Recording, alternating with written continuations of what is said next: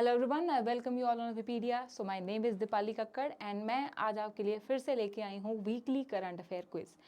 Weekly current affairs revise करना एक अच्छा वे है कि हम छोटे छोटे पैरामीटर में जो है अपने करंट अफेयर को कवर कर सकते हैं, राइट। एंड उसी के लिए हम आपके लिए सेशंस लेके आते हैं।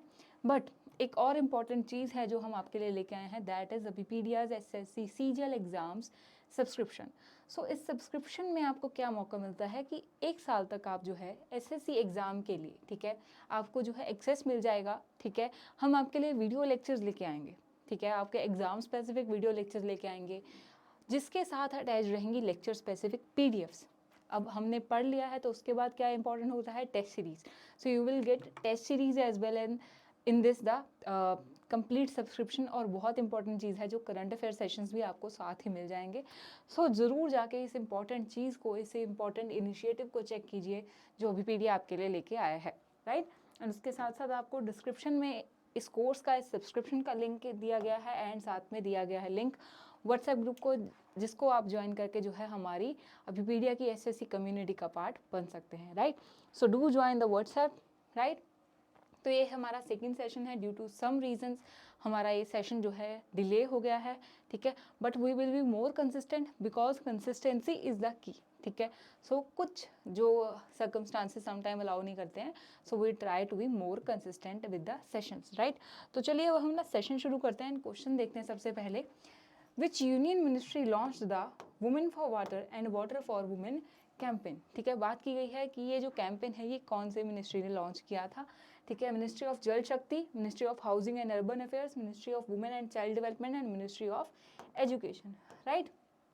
So during the time of Diwali, जल दिवाली नाम का ये कैंपेन जो है, इसको जल दिवाली नाम के कैंपेन से भी चलाया गया है, जिसमें जो वुमेन हैं उनको वाटर ट्रीटमेंट प्लांट के ऊपर विजिट करवाया गया काफ़ी, सो दैट वो वाटर मैनेजमेंट को सीखें। ठीक है, सो दैट उनको एम्पावर किया जा सके in the field of water management and water regeneration, right. So उसके लिए जो कैंपेन है ये लॉन्च किया था ministry of housing and urban affairs ने। ठीक है, ये काफ़ी इंपॉर्टेंट चीज़ है। तो अमृत मिशन के अंदर, ठीक है, Atal mission for the rejuvenation and the urban transformation, Amrut mission के अंदर है ये जो ministry of housing and urban affair ने ये मिशन जो है, ठीक है, ये एक न्यू इनिशिएटिव जो है ये लॉन्च किया था to empower women in the field of water. ठीक है, क्योंकि कहीं ना कहीं वाटर की सारी मैनेजमेंट की जो रिस्पॉन्सिबिलिटी है ये most of the times women की ही रही है, राइट। नेक्स्ट क्वेश्चन देखिए, क्वेश्चन नंबर सेकंड है, when is the international day for the biosphere reserves celebrated. ठीक है, नवंबर 1, 3, 5 और 7। ठीक है, सो नवंबर में कौन सा वो दिन है जब बायोस्फीयर रिजर्व्स का, ठीक है, तो बायोस्फीयर रिजर्व्स क्या होते हैं, ठीक है, वो प्रोटेक्टेड एरियाज, ठीक है, वो नेचुरली एनवायरमेंटल प्रोटेक्टेड एरिया जहाँ पे जो फ्लोरा फोना है, ठीक है, वो बहुत इंपॉर्टेंट है। यूनेस्को की ये जो बायोस्फीयर रिजर्व्स की लिस्ट आती है, इसमें इंडिया के टोटल कितने बायोस्फीयर रिजर्व्स है, राइट। ये इंपॉर्टेंट चीज़ है। So there are 18 and if you know do comment about them in the comment sections, right. So international day of the biosphere reserve कब मनाया जाता है, आंसर इज बी, नवंबर 3। ठीक है ना, ये इंपॉर्टेंट चीज़ है।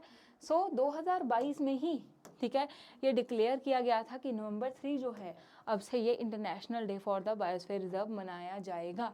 ठीक है, तो ये बहुत इंपॉर्टेंट चीज़ है कि अभी इसको लास्ट ईयर ही डिक्लेयर किया गया है। सो दैट ये इंपॉर्टेंट हो गया है क्योंकि for the very first time जो है biosphere reserve day, international day for the biosphere reserve ये सेलिब्रेट किया गया था। कब, नवंबर 3 को। ठीक है, सो इसको आपने ध्यान में रखना है। नेक्स्ट क्वेश्चन देखिए, क्वेश्चन नंबर 3 है, which Indian state bag the global responsible tourism award 2023। ठीक है, ग्लोबली कौन सी स्टेट को मिला है, इंडिया की कौन सी स्टेट को ये अवार्ड मिला है कि रिस्पॉन्सिबल टूरिज्म अवार्ड है, राइट। असम, केरला, गोवा या फिर उत्तराखंड। ठीक है, सारी ही स्टेट जो है कहीं ना कहीं टूरिज्म के मामले में काफ़ी आगे हैं। करेक्ट आंसर देख लेते हैं, आंसर है जी बी, केरला। ठीक है, B Kerala is the correct answer. So Kerala को ये अवार्ड मिला है क्यों, क्योंकि जो sustainable and women inclusive initiative उन्होंने लिए हैं इन द टूरिज्म सेक्टर। ठीक है, सस्टेनेबल टूरिज्म को उन्होंने प्रमोट किया है, वुमेन को इंक्लूड किया है अपने टूरिज्म मिशंस में, उसके लिए जो केरला है उसने ये ग्लोबल रिस्पॉन्सिबल टूरिज्म अवार्ड जो है इसको बैग किया है। ठीक है, ये कैटर करता है, ये अवार्ड देखता है अफ्रीका, लैटिन अमेरिका के कुछ रीजन को। उसके साथ साथ, ठीक है, कौन कौन सी 6 कैटेगरीज में ये अवार्ड जो है कंसिडर किया गया है, सिर्फ एक बार देख लीजिए, इंपॉर्टेंट नहीं है इतना। प्लास्टिक वेस्ट को देखना, ठीक है, मीनिंगफुल कनेक्शंस होने चाहिए, local sourcing, craft food, addressing climate change, diversity and inclusion, nature positive tourism, ठीक है। तो ये मैंने चीज़ें क्यों मेंशन की हैं? तो रिस्पॉन्सिबल टूरिज्म के अंदर किस किस चीज़ों को देखा जा रहा है कि क्या वो जेंडर इंक्लूसिव है, क्लाइमेट चेंज को ध्यान दे रहा है, लोकल आर्ट एंड क्राफ्ट को वो बढ़ा रहा है, क्या जो कनेक्शंस हैं वो मीनिंगफुल हैं या फिर ऐसे हम अनवर्दी बोल सकते हैं, ठीक है। I think you will understand this कि अनमीनिंगफुल कनेक्शंस मीन्स जो सिर्फ हमारे टूरिज्म को बढ़ा रहे हैं but they are not healthy for our citizens, ठीक है, या टूरिस्ट के लिए वो अच्छे कनेक्शंस नहीं है, ठीक है। इसी तरह प्लास्टिक वेस्ट को, क्या जो टूरिज्म स्पॉट्स हैं वो प्लास्टिक वेस्ट को जो है उसको रिस्पॉन्सिबली वेस्ट मैनेजमेंट कर रहे हैं, तो ये सब जो डेफिनेशंस आती हैं in the responsible tourism, and Kerala has bagged the title for the India, right. Next question देखिए, अब क्वेश्चन नंबर 3 है हमारा, 4th, right. So which is the first port in the country to handle 16 million metric tons of the cargo in 1 month, ठीक है। सो अक्टूबर month में ही ये एक new जो हम बोल सकते हैं डेवलपमेंट हुई है। पोर्ट्स जो हैं, ठीक है, पोर्ट्स हमारे लिए इंपॉर्टेंट है, ये हमारा स्टैटिक जीके का पार्ट आप बोल सकते हैं कि आपको पोर्ट्स जो है एक बार इंडिया के अच्छे से रिवाइज कर लेने हैं। हमने लास्ट जो अपना सेशन था उसमें कलादान मल्टी मॉडल प्रोजेक्ट की भी बात की थी, Sittwe port of Myanmar, right. So ports जो हैं ये काफ़ी इंपॉर्टेंट टॉपिक रहता है हमारा जीके का। तो बात करते हैं, क्वेश्चन में पूछा गया है कि अक्टूबर मंथ में पहली बार कौन सा पोर्ट इंडिया का ऐसा बना है जिसने 16 million metric tonne of cargo को हैंडल किया है? Kandla port, Mundra port, Cochin port या फिर Chennai? So answer is B, Mundra port of the Gujarat, right. So Mundra port of the Gujarat जो है ये फर्स्ट पोर्ट बना है इंडिया का जिसने इतना सारा कार्गो हैंडल किया है। अब ये इंपॉर्टेंट बस इसलिए है कि अगर कोई पोर्ट न्यूज़ में है due to something, you must remember this, ठीक है। सिंपली क्वेश्चन, सबसे सिंपल क्वेश्चन क्या आ जाएगा कि where is Mundra port located, ठीक है। सो इसलिए इन चीज़ों को आपको साथ के साथ रिवाइज करते चलना होता है, ठीक है। सो ये जो पोर्ट है, ठीक है, ये अडानी ग्रुप के फ्लैगशिप जो पार्ट है, that is Adani ports and the special economic zone, ठीक है, उसका पार्ट है, ठीक है। और इसकी कैपेसिटी काफ़ी है और पहली बार इसने इतना जो है कार्गो हैंडल किया है, ठीक है। And it is also the largest in the all the operational ports in the India, ठीक है। सो ये सारी चीज़ें आपने ध्यान में रखनी है अपने एग्जाम के लिए, राइट। सो नेक्स्ट क्वेश्चन देखते हैं, क्वेश्चन नंबर 5 हमारा, HEL, ठीक है, इसको हीलियोज अगर आप डायरेक्टली पढ़ेंगे तो हीलियोज आ जाता है, right, but it is HEL1OS, ठीक है, विच इज अ स्पेक्ट्रोमीटर, ठीक है। अभी अभी ये न्यूज़ में था, is associated with which of the following country, ठीक है। तो HEL1OS जो है ये स्पेक्ट्रोमीटर कौन सी कंट्री से लिंक्ड है? USA, रशिया, इजराइल या फिर इंडिया, ठीक है। सो नेम से, ठीक है, आई वुड से मैंने भी जब पहली बार पढ़ा मुझे क्या लगा था कि ये नासा का प्रोजेक्ट होगा, ठीक है, but it is not a NASA's project, it is a project of India, ISRO, ठीक है।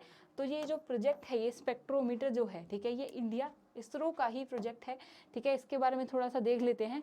सो इसरो ने अभी मेंशन किया है कि जो स्पेक्ट्रोमीटर है, ठीक है, the high energy L1 orbiting X ray spectrometer abroad, ठीक है, हैज़ सक्सेसफुली कैप्चर्ड द, ठीक है। तो बेसिकली जो इंडिया का L1 मिशन आया है उसमें ये स्पेक्ट्रोमीटर ने कुछ रेज जो हैं, कुछ डाटा जो है उस कलेक्शन में हेल्प की है, ठीक है। सो याद रखिए L1 मिशन इंडिया का बहुत इंपॉर्टेंट है, ठीक है।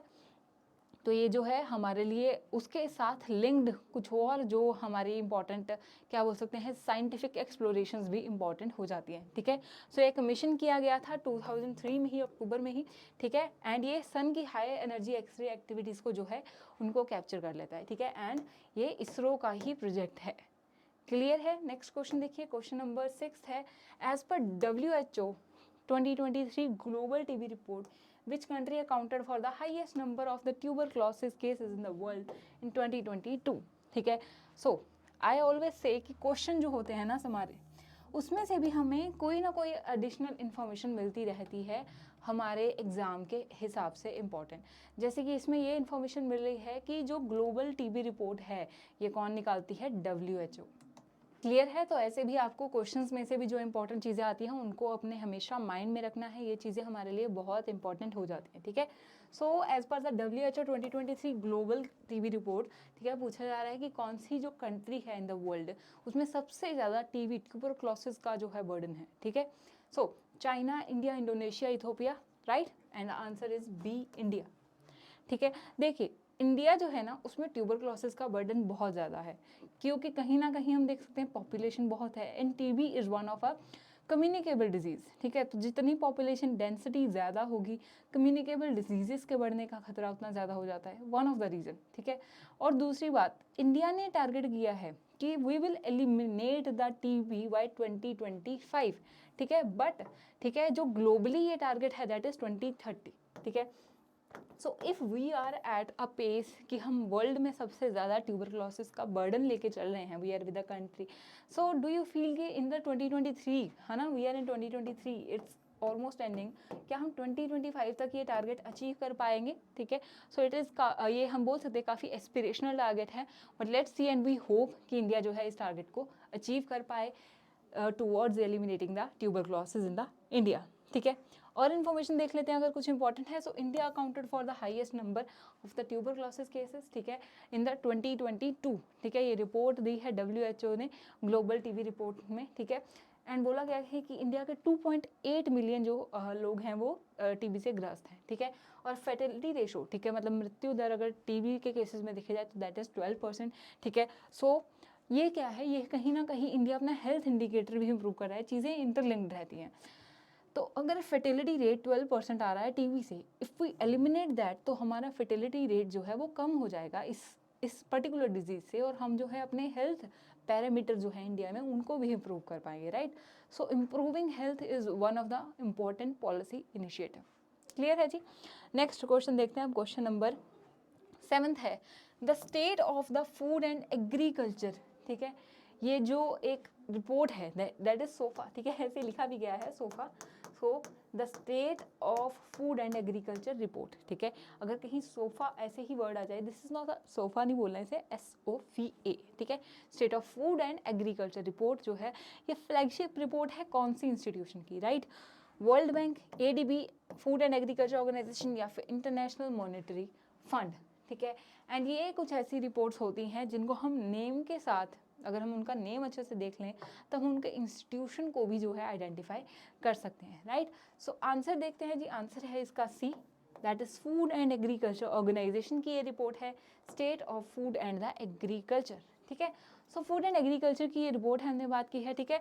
एंड करंटली क्या बोल रहे हैं कि जो इकोनॉमीज़ है, ठीक है, इकोनॉमीज़ में एग्रीकल्चर ऑलवेज जो है एक प्राइम सेक्टर रहता है, ठीक है। तो इसलिए जो रिपोर्ट है ये हमें इकोनॉमी के सबसे इम्पॉर्टेंट आस्पेक्ट की बात करता है। एग्रीकल्चर इकोनॉमिकली ही नहीं, फूड के पॉइंट ऑफ व्यू से भी हर एक इकोनॉमी के लिए बहुत इंपॉर्टेंट है, ठीक है। और बताया गया है कि ये जो एग्री फूड सिस्टम है, ठीक है, इनकी हिडन कॉस्ट रहती है हेल्थ एंड इन्वायरमेंट के ऊपर। अब ये हिडन कॉस्ट कैसे रहती है एग्री फूड्स की, जो हम फर्टिलाइजर्स यूज़ कर रहे हैं, ठीक है, जो हम केमिकल्स यूज़ कर रहे हैं, इनसे क्या हो रहा है, जो हम फूड कंज्यूम कर रहे हैं वो हमें क्या है, डिजीज़ दे रहा है। सो क्या हो रही है, हिडन कॉस्ट इन जो है इन्वायरमेंट को या हमारी हेल्थ के ऊपर due to the agri food, the changing system of the agri food, वो इंक्रीज होती जा रही है, ठीक है जी। सो ये जो है इंपॉर्टेंट बात कही गई है इस रिपोर्ट में, जिसके कारण ये रिपोर्ट काफ़ी न्यूज़ में रही थी। एंड ये फिगर बोल रहा है कि ठीक है, जो हिडन कॉस्ट है that is 10% of the global GDP, ठीक है। तो ये जो खर्चे हिडन कॉस्ट हमें पड़ रहे हैं that is 10% of the global GDP each year, ठीक है। सो ये इतना जो है कॉस्ट इनकर करनी पड़ती है हमें रॉन्ग वेज ऑफ एग्रीकल्चर के कारण, ठीक है। रिपोर्ट याद रखेंगे, State of Food and Agriculture by the Food and Agriculture Organization. Clear है जी। नेक्स्ट क्वेश्चन देखते हैं अब, क्वेश्चन नंबर हमारा है 8th, which institution releases the production gap report, ठीक है। तो ये प्रोडक्शन गैप रिपोर्ट जो है ये कौन सा इंस्टीट्यूशन निकालता है, UNEP, IMF, Food and Agriculture Organization, या फिर AIIB, ठीक है। So answer is A United Nation Environmental Programme, ठीक है। तो UNEP जो है, तो यूनाइटेड नेशन का इन्वायरमेंट प्रोग्राम जो है, इसने रिसेंटली जो है प्रोडक्शन गैप रिपोर्ट निकाली है before the COP28 climate conference. And ये क्लाइमेट कॉन्फ्रेंस जो है ना, ये अभी नवंबर दिसंबर में होने वाली है। And you need to tell कि ये क्लाइमेट कॉन्फ्रेंस कहाँ पे होने वाली है, ठीक है, कौन से प्लेस, कौन सी कंट्री में होने वाली है, ये आपने क्या है कमेंट सेक्शन में बताना है, ठीक है। देखिए students, you need to try something.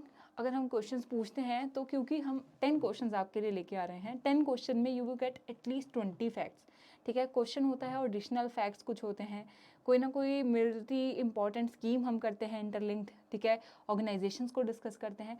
तो एक आधा क्वेश्चन देने का पॉइंट ये रहता है कि you try for your self, ठीक है, आप थोड़ा सा इनिशिएटिव लेने की जो आदत है उसको छोड़िए मत, ठीक है।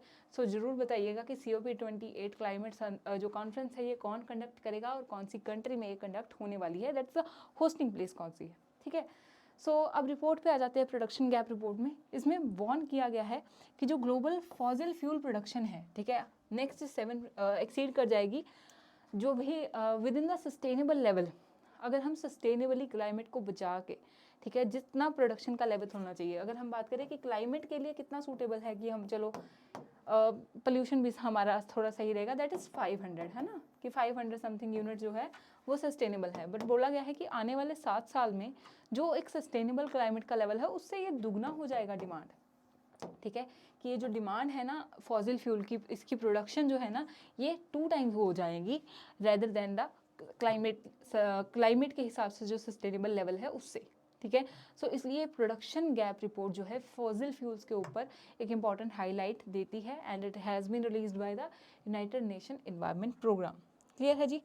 नेक्स्ट क्वेश्चन देखिए, क्वेश्चन नंबर 9 है, India undertook Bongo Sagar exercise, ठीक है, and a CORPAT that is a coordinated patrol exercise in the navy of which country, ठीक है।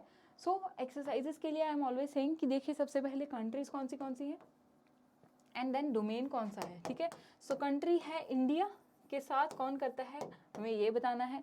डोमेन की बात करें तो क्वेश्चन में ही हमें मिल गया कि ये नेवल नेचर की है, क्योंकि लिखा गया है कि with the navy of which country, ठीक है। नदर्न जो बे ऑफ बंगाल है में ये एक्सरसाइज कंडक्ट की गई थी एंड नेम से हम इन्फर कर सकते हैं कि ये बांग्लादेश के साथ की गई थी। बोंगो सागर जो है कहीं ना कहीं बांग्लादेश की तरफ भी हमें हिंट करता है। सो बोंगो सागर का 4th एडिशन, कोऑर्डिनेटेड पेट्रोल का 5th एडिशन।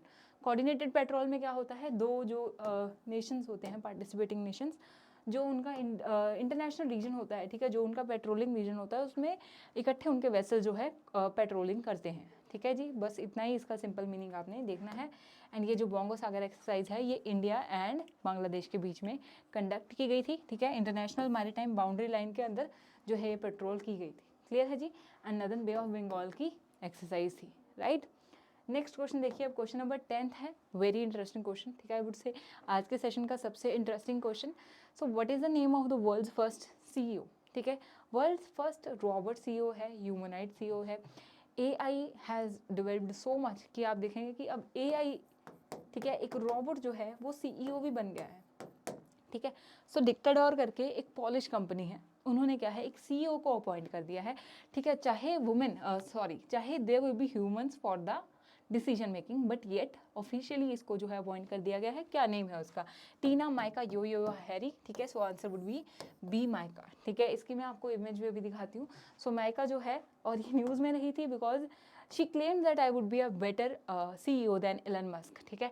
सो काफ़ी न्यूज़ में भी रहा है, इसके बारे में आपने जानना है कि डिक्टाडोर जो है ये एक हम बोलते हैं पॉलिश कंपनी है, ठीक है, जिसने for the very first time जो है एक रॉबर्ट CEO को अपॉइंट कर दिया है, ठीक है। इससे पहले सोफिया भी काफ़ी न्यूज़ में रही थी। सो उसी कंपनी ने जो है इस माइका को भी डेवलप किया है। क्लियर है जी।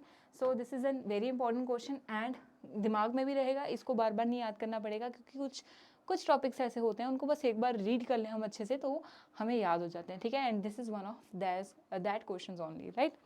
So this is it for today and I hope that you find this session well. And अगर सेशन अच्छा लगा है तो लाइक एंड शेयर ज़रूर कीजिए। विकिपीडिया के साथ जुड़े रहिए for preparation of all the SSC exams. Thank you.